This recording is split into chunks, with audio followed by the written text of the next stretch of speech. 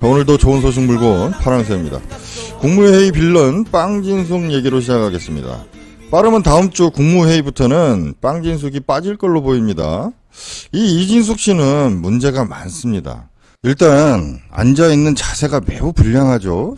최소한 볼펜이라도 들고 뭘 좀 받아 적는다든가 이렇게 등 딱 기대고 팔 벌리고 앉아있는 자세 보십시오. 대전 MBC 사장 시절에는 법인카드를 이용해 업무 외의 용도로 사용한 의혹도 많이 받았죠. 빵도 사먹고 룸사롱도 다니고. 그리고 구구 유튜버의 출연에 가짜 좌파와 싸워야 한다 라는 이런 구구 꼴통 같은 발언을 했습니다. 공무원들 중 최고 수위의 정치적 중립 의무를 지켜야 하는 언론 담당 방통위원장으로서 매우 부적격한 행동이고 발언이죠. 이에 감사원에서 정치적 중립 의무 위반이라며 뒤늦게 등 떠밀려 솜방망이 주의를 내놓았는데 이건 최소한 면직감이죠. 다른 부서도 말할 것 없지만 방통위원장이라는 자가 극우 유튜브에 출연해 좌파와 싸우자며 선동질을 하고 있는 거 아닙니까? 그리고 그제는 국회 과방에 나가서 대통령이 위원회 안을 만들어 보라고 업무 지시를 했다라고 했는데 대통령실 확인 결과 거짓말로 드러났습니다. 대통령실은 의견을 단순히 물어본 거라고 했는데 이진숙은 그걸 업무 지시로 받아들인 거죠.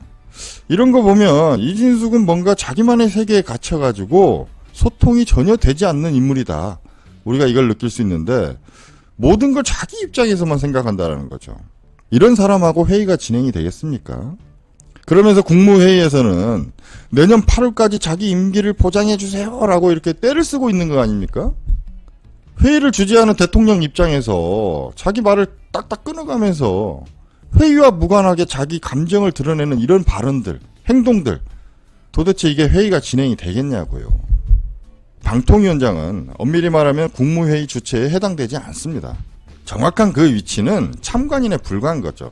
다시 말해 자기 주도적인 발언권이 없는 사람입니다. 국무위원들이 묻는 부분에 대해 성실히 답변하는 게 국무회의의 진행을 돕는 거죠. 대통령이나 다른 국무위원들의 발언을 가지고 자신이 왈가불가할 그럴 주제가 안 된다는 겁니다. 아마도 다음 국무회의부터는 배제를 시키려고 하는 것 같은데 저렇게 문제 많은 극우로 편향된 소통이 전혀 되지 않는 저런 인물은 국무회의 배제가 문제가 아니라 방통위 자체에서 배제를 시켜야 합니다. 해고를 해야 하는 거죠. 왜냐하면 다른 곳이 아니라 그곳이 방통위이기 때문에 서둘러 쫓아내야 한다는 겁니다. 조만간 분명히 내란 특검에서 윤석열의 언론 장악과 관련해 소환을 하지 않겠나 뭐 이런 생각을 해봅니다. 자, 우리의 3특검이 전체적으로 일을 잘해주고 있습니다. 지금은 뭐랄까 아픈 곳을 찢어가며 썩은 고름을 짜고 있는 뭐 이런 단계랄까요?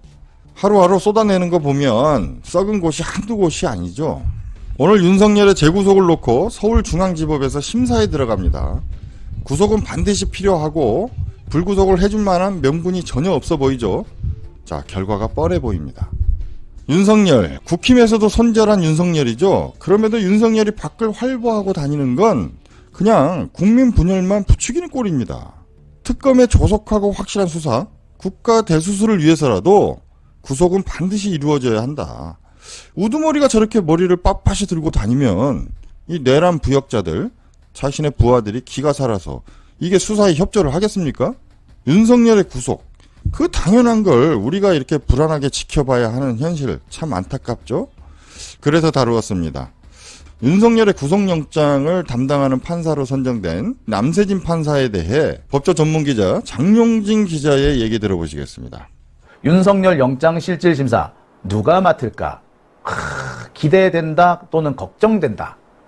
그랬는데 남세진 판사가 됐다라는 소식을 듣고 제가 아이고 비교적 긍정적이다 라고 얘기를 했습니다.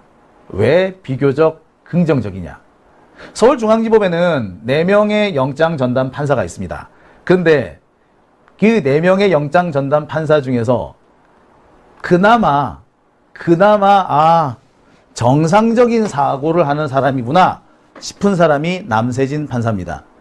일단 제가 보기에는 그나마 4명 중에서는 제일 낫다. 어떻게 그렇다게 보시느냐? 자, 남세진 판사는요 78년생이에요.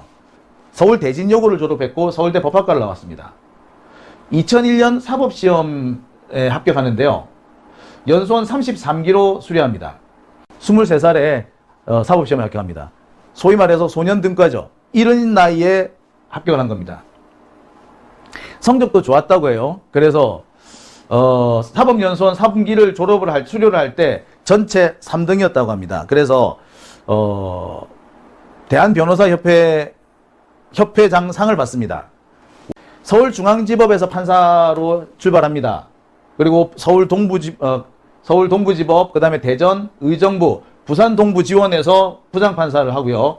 의정부에서 판사 생활을 하다가 2025년 올해 중앙지법의 영장전담 판사로 오게 됩니다. 의정부에서 판사를 하다가 2025년 올해 5월에 중앙지법 영장판사가 됐다. 의정부에서 서울로 온 거다. 요거 꼭 기억해 주세요. 자, 왜 이게 중요하냐? 뒤에 나옵니다. 남세진 판사 외에 나머지는 다 수원에서 와요. 4명의 영장 전담 판사 중에서 3명이 남자고 1명이 여자입니다. 근데 그 3명이 다 수원에서 와. 다 수원에서 와. 수원에 가기 전에는 전국 지역을 막 헤매돕니다. 그러다가 갑자기 수원으로 와. 수원에서 한 2, 3년 있다가 서울로 와. 나란히 와. 그리고 정말 놀라운 게 얘네들이 다 누구 사건을 맡는다? 대장동 사건을 맡든, 아니면 뭐 대북 송금 사건을 맡든, 아니면 김혜경 여사 사건을 맡든, 하여튼 이재명 사건에 발을 담궜다가 온 사람들이야. 딱 한 사람만 안 그래. 수원 대신에 의정부로 오고 이재명 대통령 사건을 안 맡은 적이 없어. 누구? 남세진. 그러니 그나마 이 사람이 낫다라고 할 수밖에. 나머지는 볼 것 없이 이미 땡이야. 이미 아우씨. 설명을 계속 해볼게요.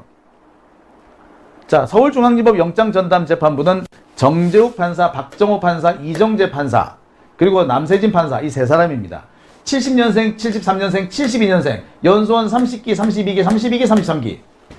남세진 부장판사가 제일 어리죠. 제일 어리지만 연수원 기수로는 별 차이가 안 납니다. 그만큼 빨리 합격했다라고 보시면 돼요. 자, 그런데 정재욱, 박정호, 이정재 이 세 사람은 전부 다 어디서 왔다? 수원지법에 있다가 나란히 중앙지법으로 동시에 같은 날짜에 옮겨요.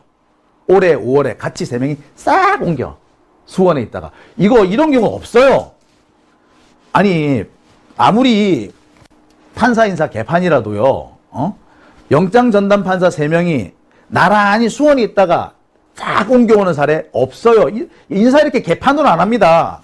이렇게 대놓고 하는 경우 없어요. 그리고 셋 다 이재명 대통령 사건을 다 한 번씩 맡았던 새끼들이야. 이게 우연입니까, 이거? 전 우연 아니라고 봐요. 그럴 수가 없어. 이렇게, 아유, 진짜. 자.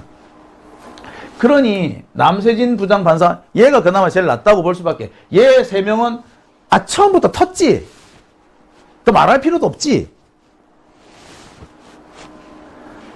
게다가 이 이정재 부장은 뭐야?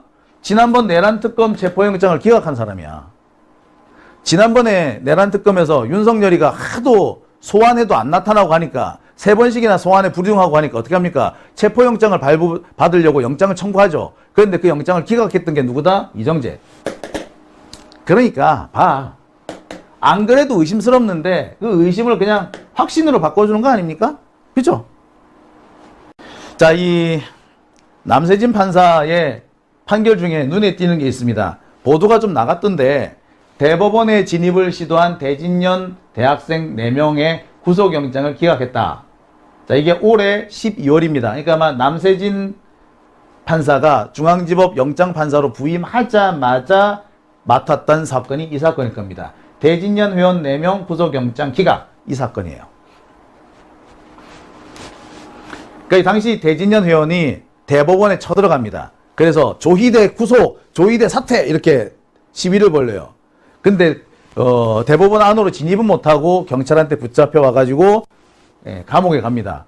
근데 검찰이 이 대진년 회원들을 전부 다 구속영장을 청구를 해버려요. 그랬는데 남세진 부장판사가 기각시켜버립니다. 물론 남세진 부장판사 안심할 수는 없어요. 하지만 그나마 합리적이구나. 기대는 한번 해볼 수 있겠네. 라는 사람조차도 참 드물다는 게 안타깝습니다. 대한민국 사법부를 이따구로 만든 것이 누구다고요? 조희대라고요. 조희대가 대한민국 법원 대법원장인 대법원장인 이상 대한민국 사법부에 정의는 없습니다. 대한민국에 정의는 없어요.